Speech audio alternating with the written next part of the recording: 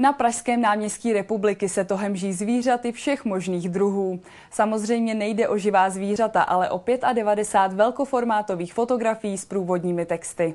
Pražané, pozor! V centru města se objevila nebezpečná zvířata, která vídáme jen v zoologických zahradách. Divoké kočky, lev, medvěd, vlk, jedovatí pavouci a plno dalších zvířat, které představuje právě probíhající výstava Alive na náměstí Republiky. 92 velkoformátových fotografií představuje snímky zvířat, která s námi sdílí společný prostor na Zemi a ukazuje unikátní symbiózu člověka a přírody. Stejně jako v roce 2006 na kampě, i zde na náměstí Republiky je kurátorkou výstavy Olga Menclová-Kelimanová. Tak já jsem před 2 lety na pražské kampě zorganizovala výstavu francouzského fotografa Jana Artise Bertrána Země krásná neznámá.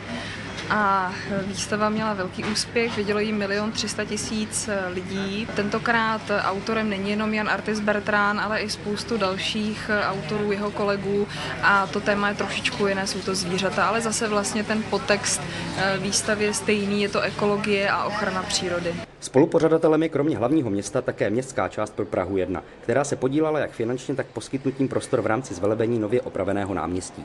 Myslím si, že právě centrum Prahy je i vynikajícím místem pro prezentaci takových projektů, jako je výstava Alive, kdy můžeme zde ukázat to nejkrásnější z přírody, která je velmi vzdálená, je velmi krásná a je také velmi člověkem ohrožená. Lidé jsou z nápadu uspořádat výstavu fotek na ulici nadšení. Neslyšela jsem zatím jedinou negativní reakci, tak musím se přiznat, že pokud jako něco ti lidé mohou zhlédnout zadarmo a myslím si, že to není hloupost, tak se najde málo kdo by nadával. Jsme nadšení, že v Praze, v historické Praze se nachází taková přírodní výstava. Hlavně mě zaujalo to, že je to zaměřené ekologicky. No děsně se mi líbí, vůbec jsem ji nečekala, zdrželo mi to i v cestě na metro, jak je krásná. Je to pěkná výstava. Doufám, že to na lidi trošku zapůsobí, že se každý sám nad sebou zamyslí a trošku udělá něco taky pro to životní prostředí. Výstava je přístupná veřejnosti 24 hodin denně. V nočních hodinách je osvětlena a je pro všechny návštěvníky zdarma.